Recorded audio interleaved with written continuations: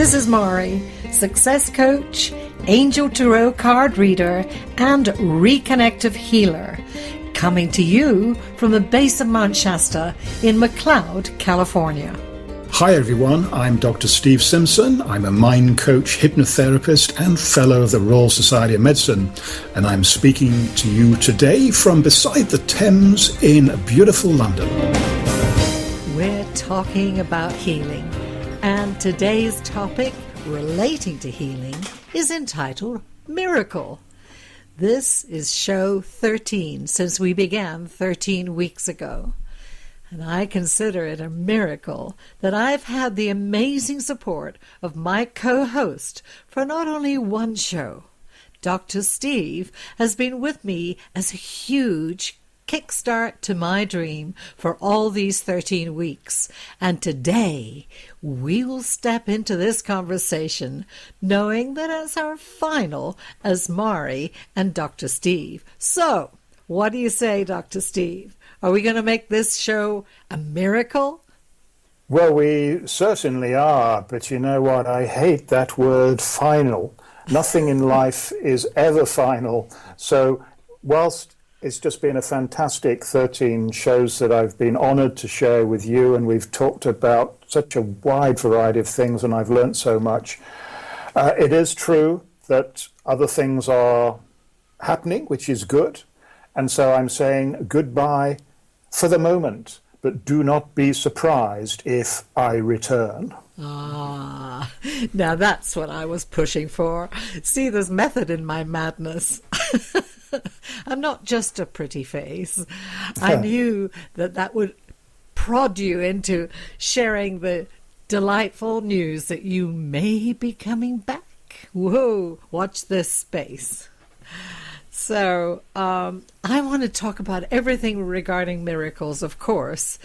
And one of the miracles that I was thinking about is spontaneous healing. I know you've got something to talk about there. I have. Spontaneous healing in the medical profession we sometimes talk about as spontaneous remissions. And it's amazing how many people come up to me, and some of them are doctors as well, and they say, do you know that in this particular hospital, down in the basements, there's a whole room stacked full of dusty filing cabinets, full of patient files, and they're all labeled spontaneous remissions, and they've been buried because nobody quite understands what's going on. So, of course, everybody can get captivated by a conversation like that. The truth, I suspect, is not quite as exciting, because I've worked in many hospitals and I always dig around in the notes. And when I was doing psychiatry, some of the notes were going back to 1920, and it's incredible all of the different treatments that have been tried over the years. But I have to say, I have never seen a filing cabinet with the label of spontaneous remissions. So I have a little doubt about whether that story is entirely true. However, I definitely do know of cases that would fall under that category of a spontaneous remission. And I think every doctor will have cases like that they know personally, but they may only be a few. The truth is, we don't know whether it's a few or whether it's a lot more. And I'm quite sure during this program, I'm going to share some research and some information which suggests that it may well be much more common than we currently believe. Well, you know, when you were saying that, what was going on in my mind is I was raised in the very beginning of my life on earth here, in the Mary Baker Eddy Christian Science ethic. And although my parents didn't avoid going to doctors, I mean, they actually, doctors were part of our world, there were many times during my childhood that I recognized that although it wasn't necessarily spontaneous, it was pretty miraculous what was going on in our lives as a family regarding healing, when other families were dealing with situations like just the common cold, for instance, that was dragging on for weeks and perhaps even months. We were getting through it in days, very, very quickly.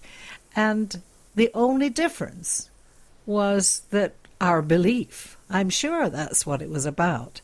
But as I say, I know that's not spontaneous healing, but it was definitely reminding me the possibilities about our thought processes and how our attitude is toward what's wrong. Yes, and this is such an interesting, exciting topic, and if just a fraction of the money that is spent on developing new drugs, I mean, not that we don't need new drugs, we certainly do, but if some of it could be spent on research into a field like this, I mean, who knows what the results might be. I do try and read as much as I can when patients, when people have made these dramatic recoveries, and very often they have some quite advanced, or you might even say bizarre visualizations. You know, they just imagine the blood coursing through their veins and gobbling up all of these nasty cancer cells that they see floating around and things like this. Well, it doesn't really matter to any of us if this is fanciful or not, but those people believe that they are doing something proactive themselves and not depending on the doctors and nurses and everybody else surrounding them, and they believe that it's helping them. And for some of them, it certainly does. And I know we've touched on this topic several times, the topic of reconnective healing. And I don't know what you have seen through your experience with that, but I certainly know that I have seen and experienced some quite amazing things and my own personal experience.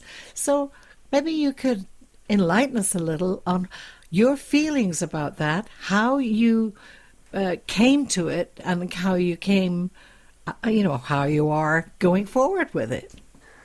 I came to it because I guess over the years I've tried my best to keep a very open mind, and I've mentioned in previous programs my background as a doctor was extremely conventional and scientific, and I would definitely have fallen into the skeptic camp.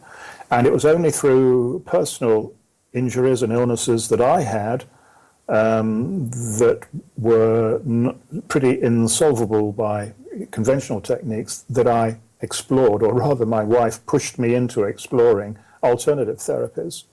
And seeing is believing, and I got a lot of help from that quarter. And so, of course, the next thing is that I wanted to learn all about it, and I wanted to train and study with some of the best people that are around doing this kind of thing.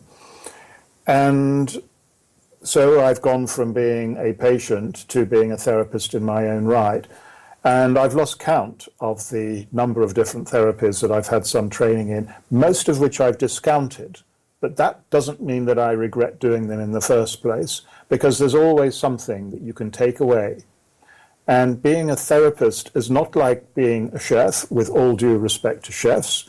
We are not following a recipe, and if you don't follow this recipe exactly, the milk is going to curdle or something. I think therapy is about being creative and using what you have learnt from the greats, but adapting it to your own personality and style. And so this is quite a long answer to your question, but when I'm with a client, I don't really even think about what I'm doing, but I know that I'm using several different techniques all at the same time. So I never really know which one has had the impact, but then I don't really care. I mean, what I want is a client who walks out of the door feeling better than they did when they came in. So, probably not answered your question, but I'm sure you'll come back to me. No, it did. And however, the one thing that I was noticing when I was with Dr. Eric Pearl was I did see, just when we were taking the course, how many people did have some instantaneous healings from perhaps, one of the things was a gentleman who couldn't raise his arm. His arm was not going up past his waist, and for years, and it was causing him great discomfort for many reasons, of course. And right in front of our eyes, with using the technique of reconnective healing, I watched him raise it up and jump into that place of joy. And he remained with us for the next few days, of course, and I could see that this was something that was delightful to him. And that's just one aspect. Do you believe that it's just because he believed that it could happen, or was it a combination of things? Well, I don't know, but I would guess it could easily be a combination of things. Now, there's something about all of us, when we see something bizarre happening, our first thought is we have to come up with some kind of rational explanation for it. And very often, the best approach might be to just say, well, I have no idea why that worked, but I'm glad that it did. But anyway, as I said, I'm a scientist, so back to the how and why part of the question. My guess is that we know that we don't tap into a fraction of our brain power that we can do, this deep unconscious mind. And if we can tap into that just a little more, I think we give the power of that mind the opportunity to make new connections in all different areas and to try different things from a neurological point of view until they find a circuit that works. And I know people who've had spinal injuries who've been paralyzed from the neck down for sometimes many years.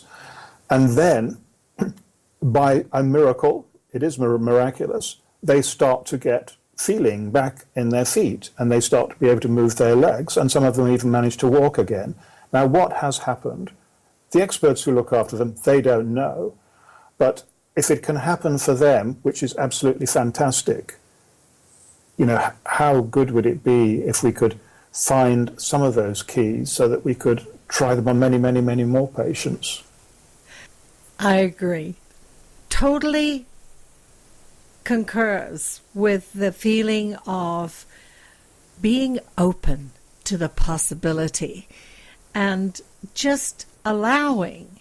Now, one of the things that was going through my mind, once again, as you're relating to this, is, here we go, the possibility of stepping back into other lifetimes. And what have we carried in the way of pain and discomfort from a previous lifetime? The Akashic record. This is, I believe, a valid possibility. What do you think? Well, I know nothing about this. I mean, I know therapists who do timeline regressions and stuff, and it's really interesting. I've never done it myself, but if the opportunity presented, if I thought that this would really help a client, I definitely would explore it. But I have lost my thread, Mari. Just go back a little while. Well, we were talking about the possibility that the Akashic record of our being has carried this pain or discomfort or ailment forward into this lifetime. Yeah, thanks, Mari. I was getting overexcited on what I was talking about. But what I was going to say was, I don't know.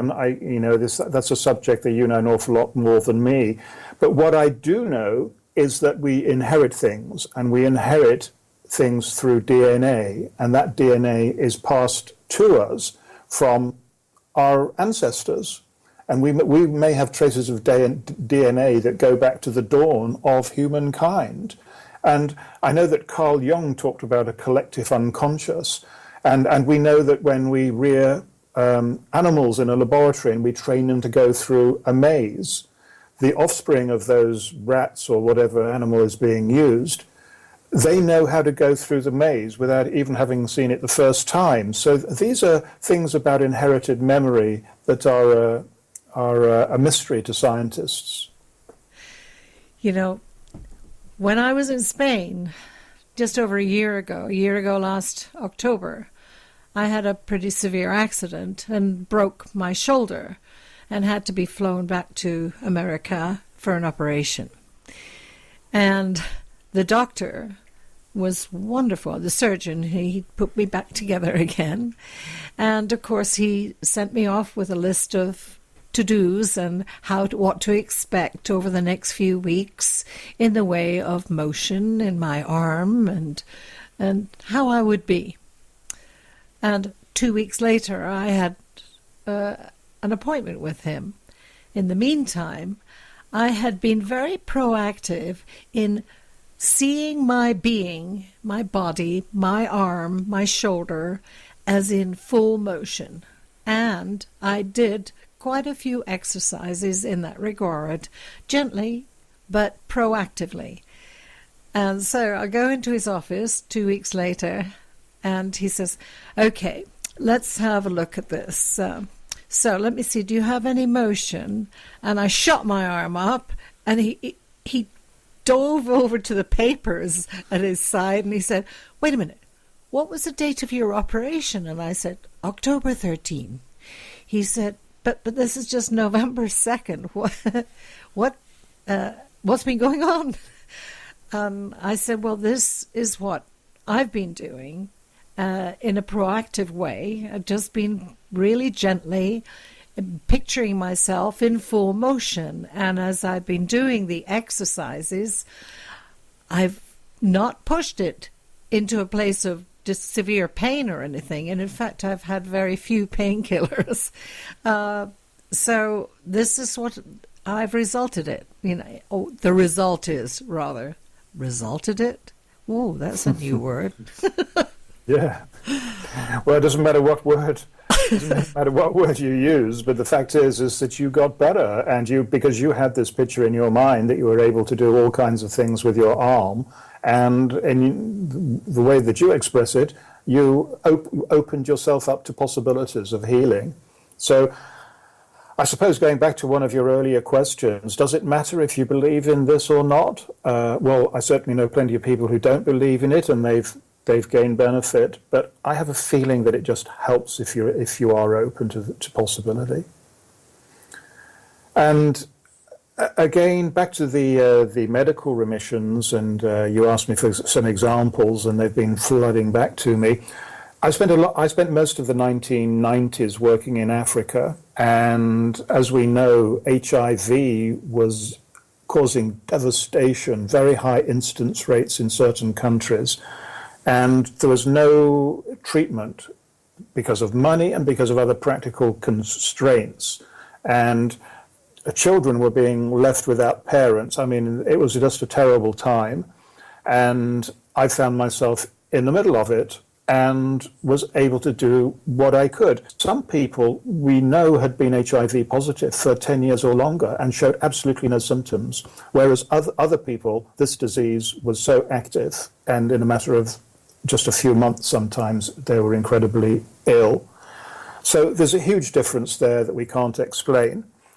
And I did warn everybody that I was going to talk about a little bit of science and research at some point in this program. And I do because I hope that it might give some comfort to some people.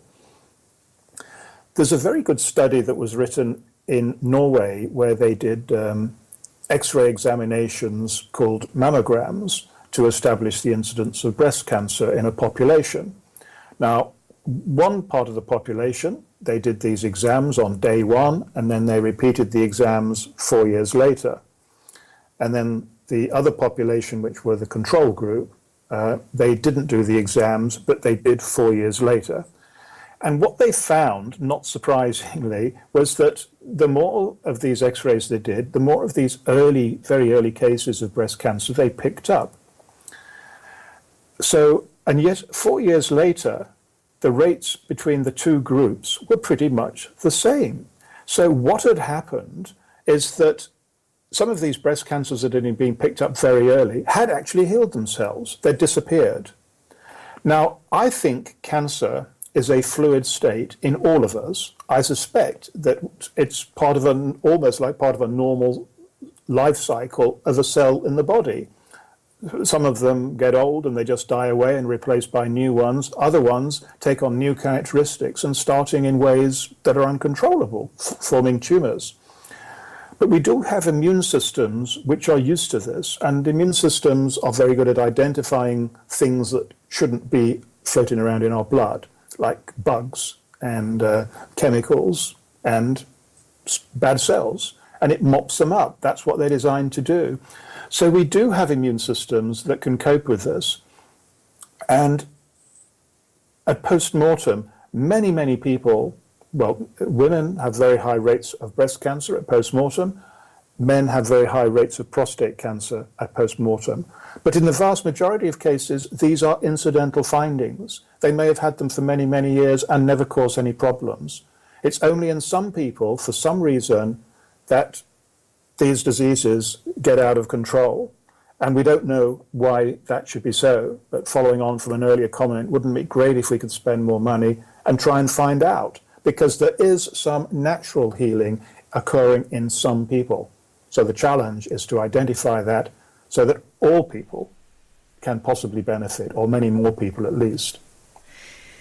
Thank you for sharing that. That was really important. And the bottom line for me is when I hear somebody saying, well, I'm going to see my doctor today and I'm going to have my exam for my breast, exam to be sure that I don't have cancer or there's no nodes or lumps that are out of kilter, shall we say. And then the next conversation is, my mother had breast cancer, and there's a thought process going on here of taking ownership.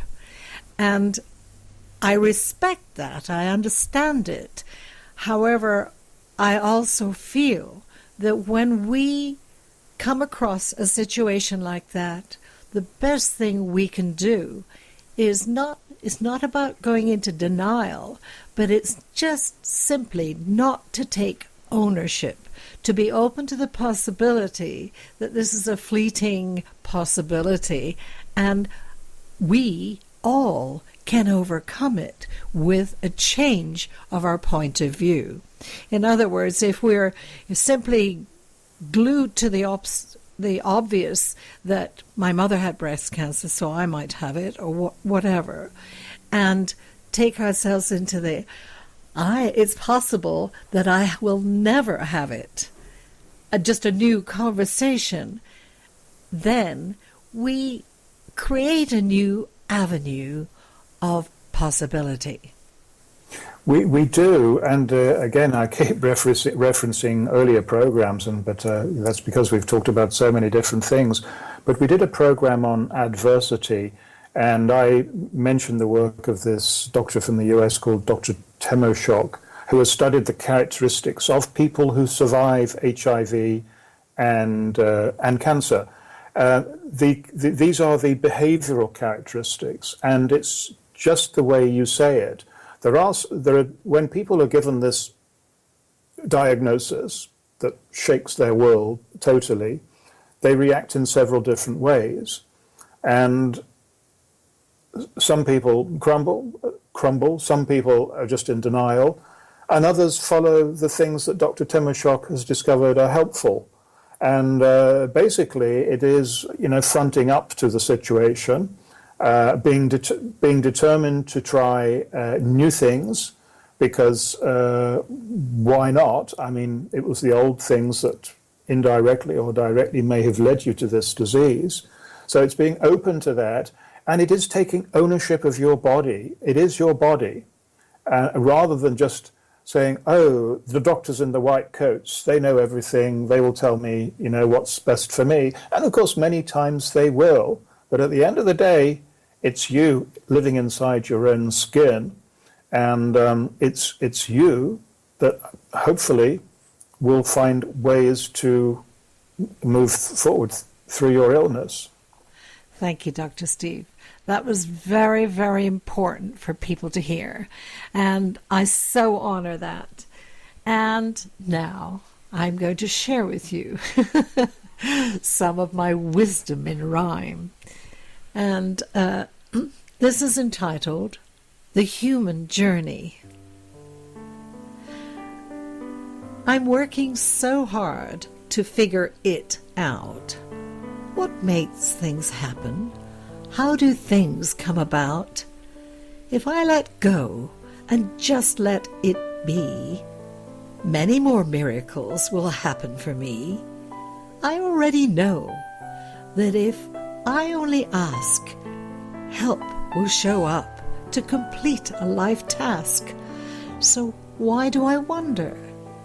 Why do I feel that I must? When God gave me a tool, that tool is to trust. There's no doubt in my mind I'm a powerful being. I just look around to the beauty I'm seeing when I give attention to the miracles I see. I accept I'm the cause. Acceptance makes me feel free. So I'll trust in this journey, this glorious plan, and just let it be, and be all that I can.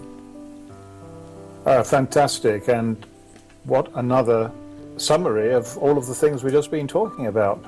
And you wrote this thing probably years ago, did you? This was back in 2006. Well, there you are. Yeah. Nothing changes.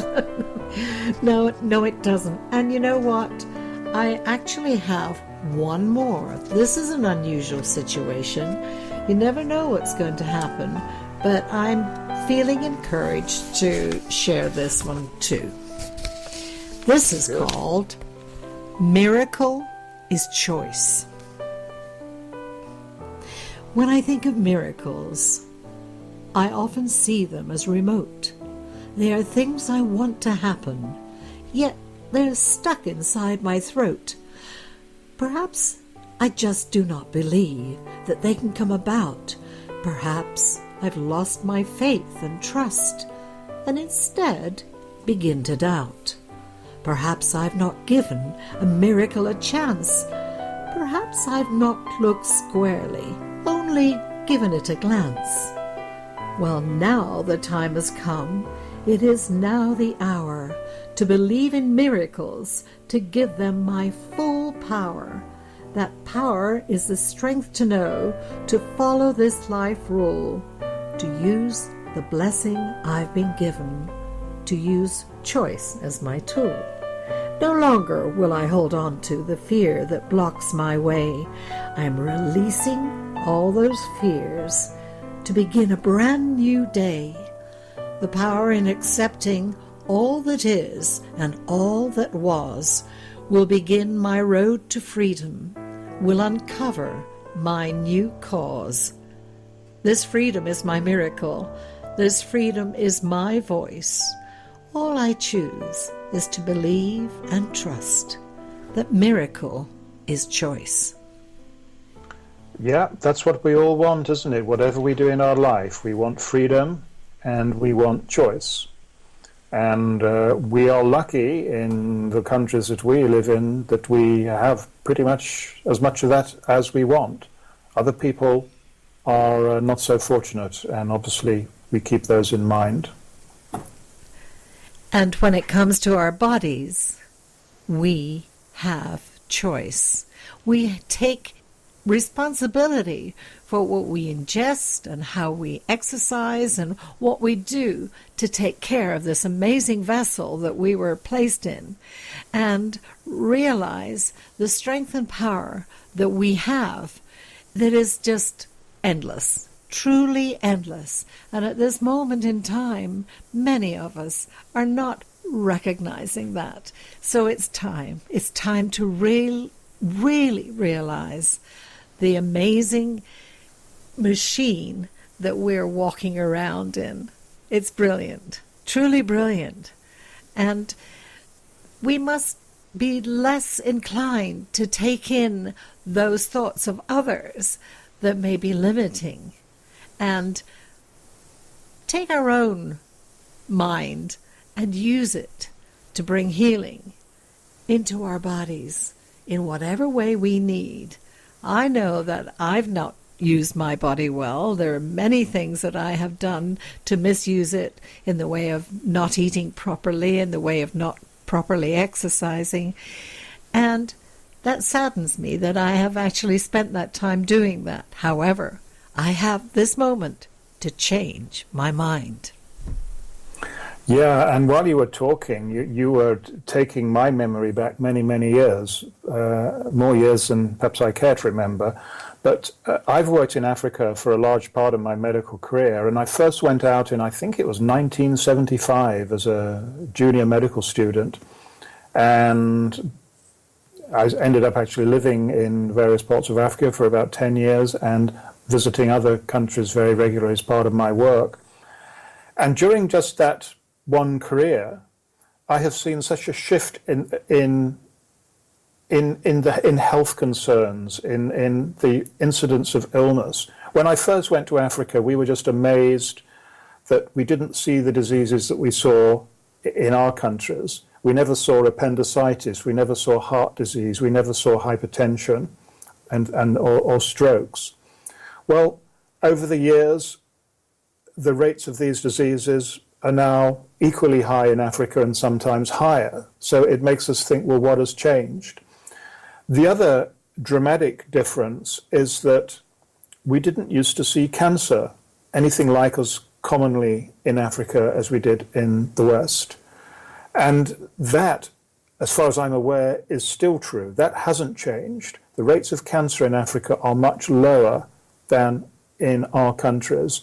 And I think there's a challenge for the scientists to try and explain that one. Now, this has been known for such a long time that there has been a lot of research, and some of it goes back 100 years. And one theory that has stayed around all of that time is that fever somehow protects people from developing cancer in the future. Now, would that be because it stimulates the immune system, and that is necessary to keep our immune state at a heightened level of awareness? Because, of course, in the West, we hardly ever have fevers now, because at the first sign of something like that, we march off to the doctors and we're given antibiotics that are probably not indicated in the first place. And then we take aspirin to keep the fever down. So most of us actually don't go through high fevers like only a generation ago people did regularly. So there are all of these really exciting questions, and somewhere in all of these questions there's got to be some answers. And this is what makes our world such a fascinating, diverse, and inexplicable place to be in. Well, I've got to share this. I just had a little download from my guides, and it was in huge, bold print. And the word is focus. What we focus on, we grow. So it will be good for us to focus on health, wealth, joy, all of the positive things that we can, because that's what it's all about. What we focus on does grow. It's very true. The more we talk about not having enough, the less we will have. So I heard that loud and clear, and I want to share that with all of the listeners. Focus. Think about what you're focusing on. How is your conversation being? Is it fearful? What is it about? Are you repeating something that someone else has said and taking it on as your own? Okay, what do you want ownership of? And I would say, I want ownership of health, wealth, joy, and happiness. So healing is about changing your focus.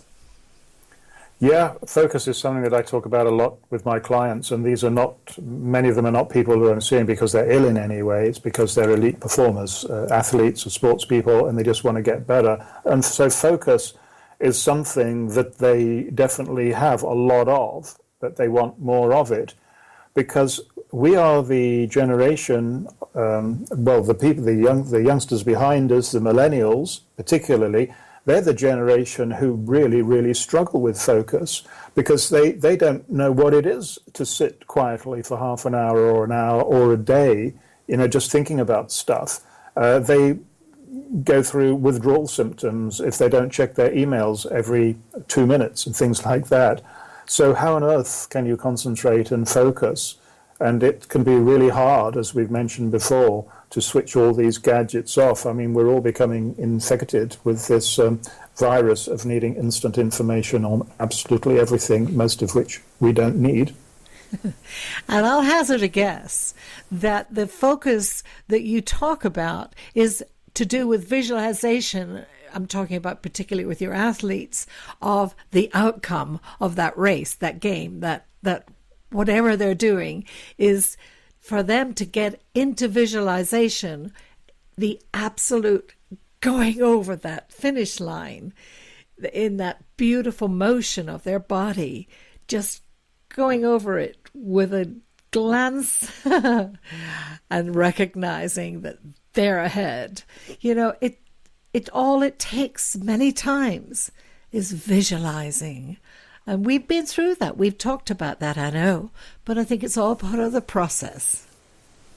It is very important. What goes on in your head sooner or later is going to come out in another part of your life. So, I mean, when we're talking about visualization, we're not just having a snapshot of something in our mind for a few seconds. We are really building a life, a part of a movie that is so true to life that it has the ability to turn into a self-fulfilling prophecy.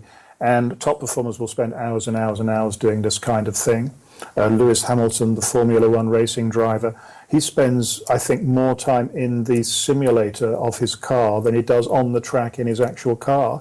Because in a simulator, you can create all kinds of different situations. This is like advanced visualization. And that's why he's the current world champion. Although unless he puts more petrol in his car, he ain't going to be world champion this year. He's come off the boil. I think he's sticking to the speed limits. I always say that if you can visualize it, it's already happened. It's already come about, because you can't. It can't come about without that. It just, to me, that's it. It's all together.